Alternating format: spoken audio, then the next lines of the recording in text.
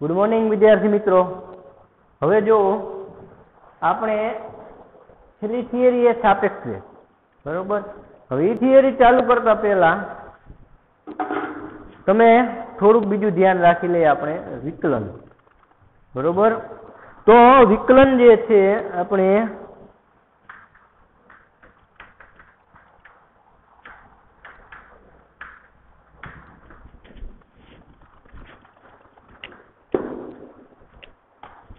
તો વિકલન, બરોબર. તો વિકલનના એના બધા નિયમો તમને હું શીખડાવું, સૂત્ર કેવી રીતે હાલે.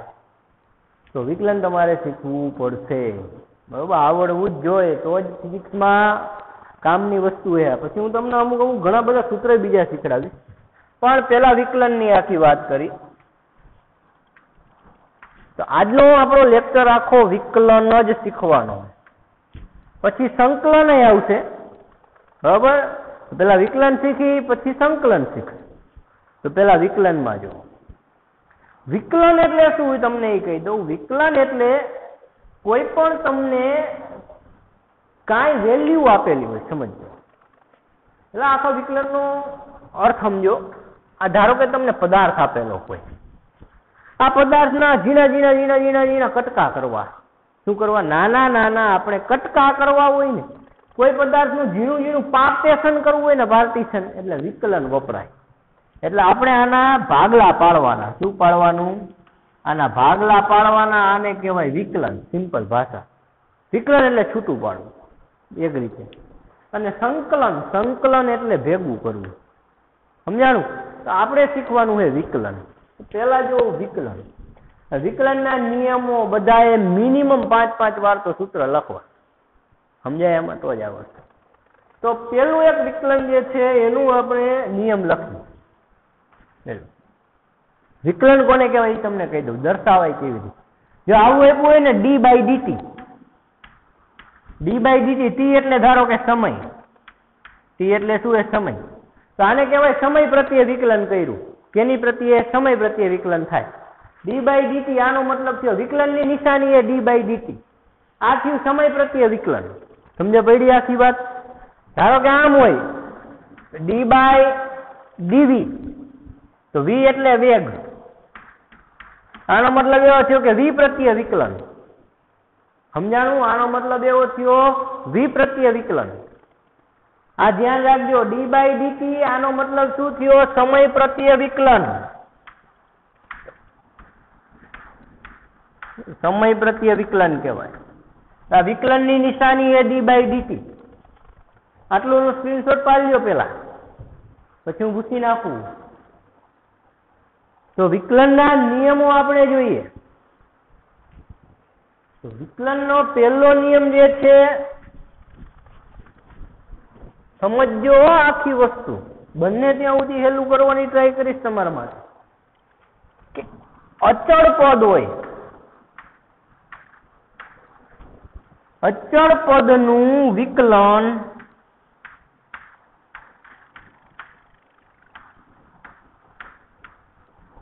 શૂન્ય થાય. એટલે ઉદાહરણ આપણે લઈએ. ધારો કે હું આવું લઉં, ડી બાય ડીટી, સમય પ્રત્યે વિકલન કરું, કૌંસમાં 5. તો 5 એટલે શું? ડીટી નો મતલબ શું? એ કે સી પ્રત્યે વિકલન. આ પદ સમય પ્રત્યે બદલાવવું જોઈએ. તો 5 ઈ 5 જ થયા. આ પદ સમયની હારે બદલાય છે, પાંચડો બદલાય? નો બદલાય. પાંચડો ઈ પાંચડો જ નહીં. તો આને અચળ કહેવાય કે નહીં? આને શું કહેવાય? અચળ. સમજ્યા પડી? તો અચળ પદનું વિકલન 0 થાય. સમજાણું આખી વાત? તો ડી બાય ડીટી કૌંસમાં 5 આપેલું હોય ને, તો આનું 0 થાય. આમ પણ થાય. જો ડી બાય ડીએક્સ, એક્સ પ્રત્યે વિકલન કરો, ધારો કે 5, થાય 0 થી. અચળ પદનું વિકલન 0 થાય. આ મગજમાં ફાંકો બેહારીને રાખજો. આ વસ્તુ મગજમાં બેહારેલી હોવી જોઈએ કે અચળ પદ જે હોય, અચળ પદનું વિકલન 0. રેડી? આટલું આગળ આવ્યો બીજો.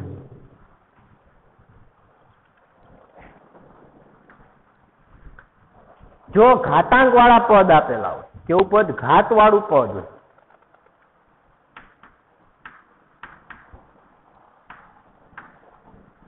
ઘાતવાળા પદમાં વિકલન શીખડાવું. જેટલી જરૂર રહે ને એટલું જ શીખડાવું. મેથવાળાને આવડી જશે, એને ચેપ્ટર જ આવશે, વિકલન વિકલિતના ઉપયોગો. પણ બાયોલોજી વાળાને આ બધું ખબર હોય છે. ઘાતાંક વાળું પદ હોય, ધારો કે મારી પાસે આવું પદ છે, આજે એક્સ ની એન ઘાત છે. કેટલી ઘાત છે? એન ઘાત. એક્સ પ્રત્યે વિકલન કરવું, શેના પ્રત્યે? એક્સ પ્રત્યે જ વિકલન કરી. તો એક્સ વાળું પદ તો છે હે ને? તો અહીંયા આમ થાય, જો આનું વિકલન કરવું હોય તો જે કઈ ઘાત હોય એને નીચે ઉતાર નાખવા. ઘાતને નીચે ઉતારી નાખવાની. તો ઘાત કેટલી છે? એન જેટલી. તો એને નીચે ઉતાર નાખો. રેડી? એટલે આનું વિકલન આવી રીતે d by d x raise to n આવું હોય તો ઘાત જે રહે એને નીચે ઉતારી લે. ઉતારી લીધી. અને આ પદનું વિકલન, એક પદ કયું છે? એક્સ છે. તો d by d x into x. તો જો પોતાનું જ વિકલન થાય છે, ધ્યાન રાખજો, પદ પોતાનું જ વિકલન થાય છે એક્સ નું એક્સ પ્રત્યે, તો આનું એક થાય. આ ધ્યાન રાખજો, આનું શું થાય? એક થાય. એકડો. જે પદ જે છે પદનું પોતે જ વિકલન કરતું હોય ને તો એનો એક જ થાય.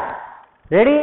આ બધી જગ્યાએ એવી રીતે જ આવે, પણ એ આપણે લખતા નથી. અત્યારે પદમાં શું આવે? પણ આ જો એન ઉતારી લીધા, બરોબર, આ એક્સ નું વિકલન કર્યું. હવે આ જે પદ હોય ને, ધ્યાન રાખજો, આ એન ઉતારી લીધા. જોજો અહીંયા માળિયા ઉપર ચડી ગયો તો આ એન ક્યાં ચડી ગયો તો? માળિયા ઉપર. ખેંચી નીચે ઉપાડ્યો.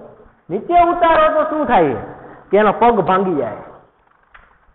બે પગમાંથી એક પગ ભાંગી, એટલે ઘાત એક ઓછી થઈ ગઈ. અને જે પદ વધ્યું હતું ને એનું પોતાનું વિકલન થાય. એટલે ઇન શોર્ટ આવી રીતે યાદ રખાય. આ તો બરોબર, આ તો એક થઈ ગયું. આ એન એક્સ ની n -1 થયું. આનું વિકલન ડાયરેક્ટ આ થાય. પણ હકીકતમાં આવી રીતે થાય. આનો યાદ રાખો તો વાંધો નથી. આનું એક જ થાય, પદનું પોતાનું વિકલન કરો. તો જે કઈ ઘાત હતી, ઘાત નીચે ઉતારી લેવાની અને એક ઘાત ઓછી કરી નાખવાની. જે કઈ ઘાત હતી આ ઘાત નીચે ઉતારી લેવાની અને એક ઘાત ઓછી કરી નાખવાની. સમજાણું વાત? ઉદાહરણ દઉં તમને આનું. ફોર એક્ઝામ્પલ લઈ એક્સ ની 5 ઘાત. આનું આપણે વિકલન કરવું હોય એક્સ પ્રત્યે. એટલે આનો મતલબ આવો થયો d by d x. X ની 5 ઘાત છે તો 5 એ ઉતારી લ્યો નીચે અને એક ઘાત ઓછી કરી નાખો. વિકલન થઈ. આવડે? આવડે ને? હે ને? કાંઈ છે ને. બીજું એક ઉદાહરણ લઉં. ધારો કે એક્સ ની 8 ઘાત. હાલો, તો આનું શું થાય? 8x ની 7 ઘાત. કમ્પ્લેટ. હજી એક ઉદાહરણ લઈએ આપણે. ડી બાય ડીટી ટી નો વર્ગ. તો 2 ઘાત નીચે ઉતારી લ્યો. 2t. એક ઘાત ઓછી કરી નાખો. આનું c2t. રેડી? એટલે કોઈ પણ પદ, પણ જે પદ પ્રત્યે વિકલન થતું હોય એ પદ જોવા. રેડી? અચળ હોય તો અચળ પદનું 0, જે હમણાં જ આપણે વાત. જે પદ પોતે હોય dx બાય dx, જો તમને આવું આપેલું હોય ધ્યાનમાં રાખજો. dt બાય dt એટલે કે dt બાય dt, આનું શું થાય? 1. dx બાય dx, તો આનું શું થાય? 1. આવી વસ્તુ બધી ધ્યાનમાં રાખો. પછી ઉદાહરણ આપશું હું તમને, ઘણા બધા ઉદાહરણ આપીશ. આ ઘાતાંક વાળા પદ જે હતા એનું વિકલન, બરોબર. હવે આપણે એવું જોઈએ કે ગુણાકાર હોય. આનો પેલા સ્ક્રીનશોટ પાડી લ્યો.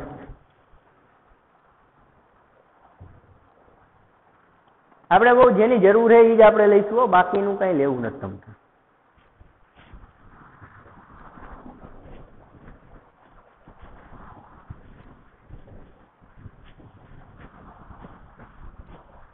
હવે જો સરવાળો હોય કે બાદબાકી, ગુણાકાર, બરોબર. ભાગાકારનું આપણે નથી આવતું એટલે બહુ એમાં નથી પડતા. ભાગાકારનો નિયમ મેથ્સમાં આવશે, શીખી લેજો, જે મેથ્સ વાળાને આવે એમાં. પણ આપણે આવતો નથી એટલે એમાં હું નથી. નકર વળી ભૂલી જાઓ, બીજું કાંઈ નહીં. માન આટલું યાદ રહ્યું હોય એ વળી ભૂલાઈ જાય. હે? તો આપણે એવું નથી કરવું. ભાગાકારનો નિયમ આપણે નથી આવતો કે ફિઝિક્સમાં, તો આપણે નથી લેતા. હવે જો સરવાળા બાદ બાકી હોય,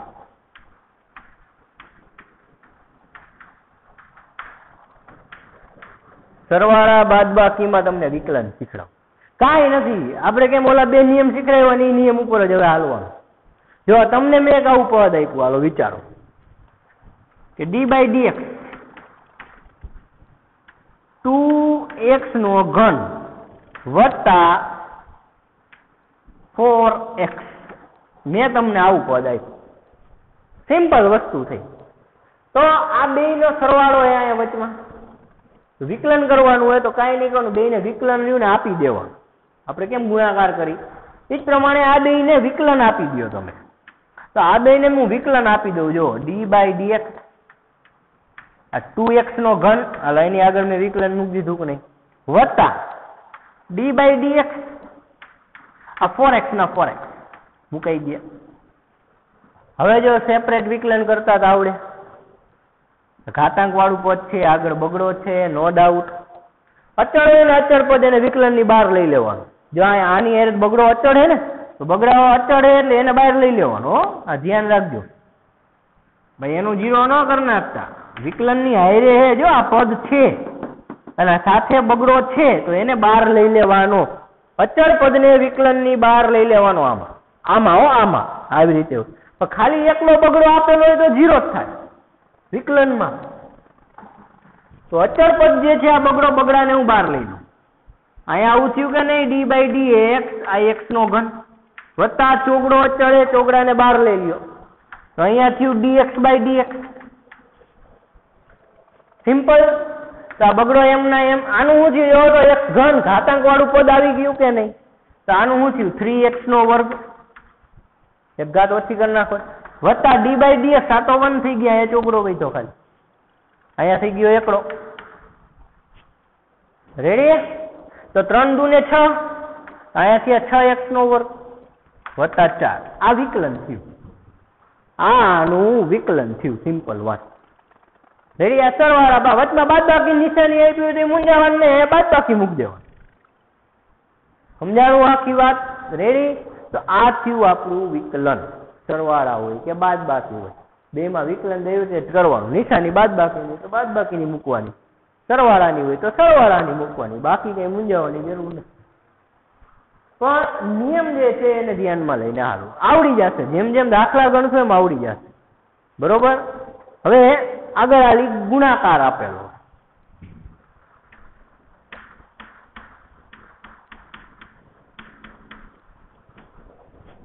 ગુણાકાર. ધારો કે હું તમને બે પદ આપું, uv. આ બે પદ છે. આ બે પદનું x પ્રત્યે વિકલન કરવાનું છે. કેના પ્રત્યે? x પ્રત્યે.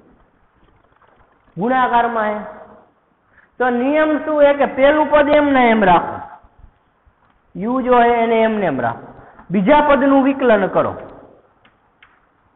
પેલું પદ એમના એમ, બીજા પદનું વિકલન કરો. કરી શું જો વત્તાની નિશાની મૂકો. આખું બંધ કરીને વત્તાની નિશાની. જો ભાઈ હું કઈ ઘરના નિયમ નથી બનાવ, અને મેથ્સમાં યાદ પ્રમાણે સૂત્ર આવે. બાકી આ સૂત્ર જ છે. આપણે કેમ યાદ રાખી? ક્ષેત્રફળ બરાબર તો કે લંબાઈ ગુણ્યા પહોળાઈ. આ એ જ પ્રમાણે એટલે એ સૂત્ર જ છે એમ કે પેલું પદ એમના એમ, બીજા પદનું વિકલન વત્તાની નિશાની. બીજું પદ એમના એમ, પેલા પદનું વિકલન. તો પેલું પદ કયું હતું આપણી પાસે? u. એનું વિકલન. આ નિયમ સિમ્પલ. પછી કાંઈ પણ પદ આપેલું હોય આપણને, પછી આપણને કાંઈ પણ પદ આપેલું, આ સિમ્પલ ફંડામેન્ટલ થયા બધા. રેડી? કે પેલું પદ એમના એમ, બીજા પદનું વિકલન વત્તા બીજું પદ એમના એમ, પેલા પદનું વિકલન. આવી રીતે આ ગુણાકારનો નિયમ થાય. બરોબર? તો આપણે આ પ્રમાણે વિકલન જોવાનું થાય. તમને અમુક એક્ઝામ્પલ આપું, હાથે સોલ્વ કરવાના. બરોબર? હા, સોલ્વ કરવાના, એની વાય મહેનત કરવાની. આનો સ્ક્રીનશોટ પાડી લેવાનો.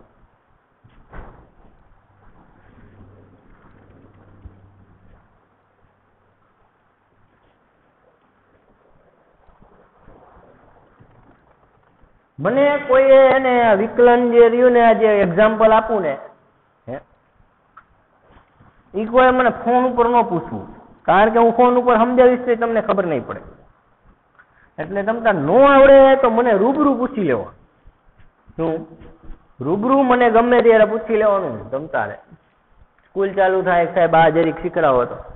બાકી ફોન ઉપર તમને પૂછતો તમને જ નહીં આવડે. બરોબર, હું શું કહેવા માંગુ હોય કેમ કે એ વસ્તુ ફોન ઉપર શીખવા જેવી નથી. તો અહીંયા જો આપણે એવું એક્ઝામ્પલ લઈ જોતા જઈએ.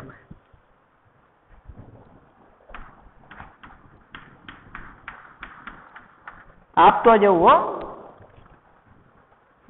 ટી પ્રત્યે વિકલન કરવાનું. અચળ પદ હોય તો 0 થઈ જાય. જો એક ઉદાહરણ શીખવાડી દઉં. 5 અને 1 અહીં કઈ ટી દેખાય છે? નથી દેખાતો ને, 0 થાય. આ એક એટલે અચળ છે, આ બે અચળ પદ હતા. આ બે મેં અચળ પદ લીધેલા છે એટલે 0. બરોબર, તો આવું ધ્યાનમાં રાખજો. ઉદાહરણ આપું તમને, આ સ્ક્રીનશોટ પાડો. આખું 5x અચળ જ હતા એટલે આ x એટલે અંતર સ્થાનાંતર એવું ન સમજતા હો કાંઈ. અત્યારે વિકલન સમજાવું, ચેપ્ટર આરે કાંઈ લેવા દેવા જ નથી અત્યારે.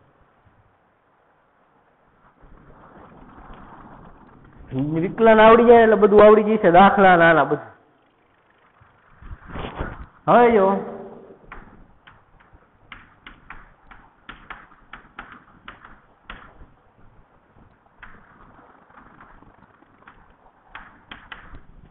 આ બધું એ રકમ હું આપતો જવું, તમારે કરવાનું.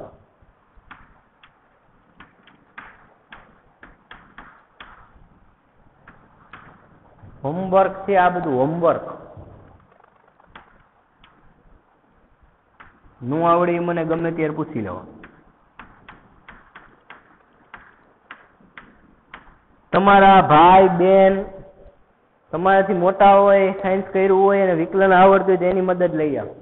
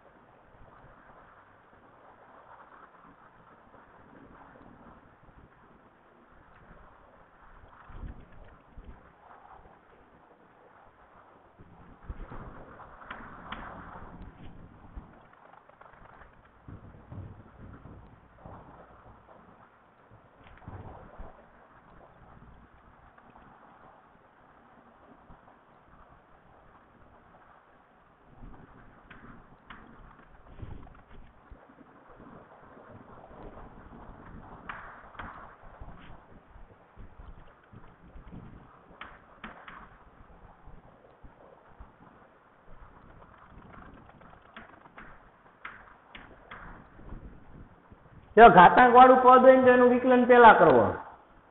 હવે આ શબ્દ સાંભળજો, ઘાતાંક વાળું પદ હોય તો એનું વિકલન પેલા કરવાનું. હો, પેલા એટલે પેલી પ્રાયોરિટી એને દેવાની.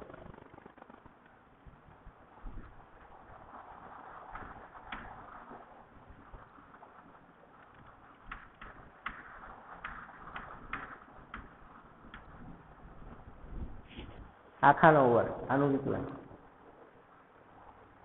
પ્રેક્ટિસના પૂછું, ઘણા બધા સોલ્વ કરવાના.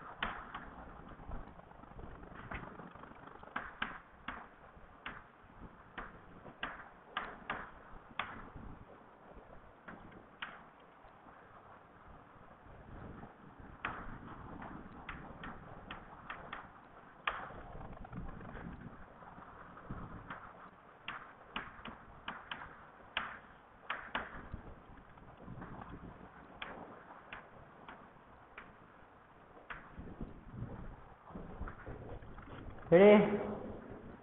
કરો આટલાનો સ્ક્રીનશોટ પાડો.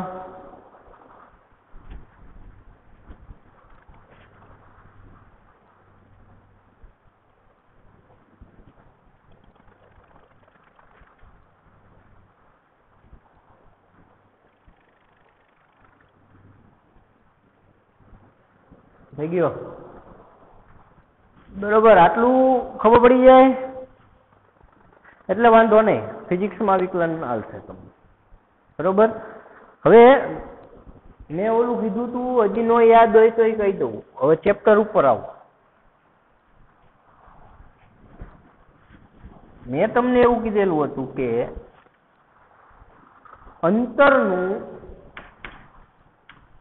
અંતરનું સમય પ્રત્યે વિકલન કરવાથી આ યાદ જ રાખવાનું, વેગ મળે. વેગ અથવા ઝડપ જે હોય એટલે dt by dt into x આવું થયું કે નહીં? જ્યાં એક્સ એટલે અંતર છે, વી એટલે વેગ. જ્યાં એક્સ એટલે અંતર અથવા સ્થાનાંતર એમ, ટી એટલે સમય છે અને વી એટલે વેગ છે. એક્સ એટલે અંતર છે, ટી એટલે સમય અને વી એટલે વેગ છે. આ અંતરનું સમય પ્રત્યે વિકલન કરો ને એટલે તમને વેગ મળી. બરોબર? બીજું મેં શું કીધું તું યાદ કરો? વેગનું સમય પ્રત્યે વિકલન કરો તો પ્રવેગ મળે, આવું કીધું તું. વેગનું સમય પ્રત્યે વિકલન કરો તો પ્રવેગ મળે. એ આપણે બધું વ્યાખ્યા ઉપરથી આવ્યું હતું, યાદ રાખજો બધું. વેગનું સમય પ્રત્યે વિકલન કરવાથી શું મળશે? પ્રવેગ. પ્રવેગને દર્શાવાય એ વડે, વેગને દર્શાવી વી વડે, સમય ટી. તો આનો મતલબ આવો થયો કે d by dt into v બરાબર એ થાય. રેડી? આ યાદ રાખજો. પછી સમયનું 2 વાર, સમય પ્રત્યે અંતરનું 2 વાર વિકલન કરો ને તો પાછો પ્રવેગ મળે. ઈચ્છીને જો 1 વાર વિકલન કરો તો વેગ, બીજી વાર વિકલન કરો તો પ્રવેગ. રેડી? તો આજે આપણે આટલું રાખ્યું. હવે નેક્સ્ટ આપણે જોવાનું થશે નેક્સ્ટ લેક્ચરમાં સાપેક્ષ વેગ. બરોબર? સાપેક્ષ વેગ જ આપણે પહોંચાડીશું. સ્થાનાંતર, સાપેક્ષ સ્થાનાંતર, સાપેક્ષ વેગ, એની આપણે ચર્ચા કરવાની થશે. તો સારું આટલું રાખ.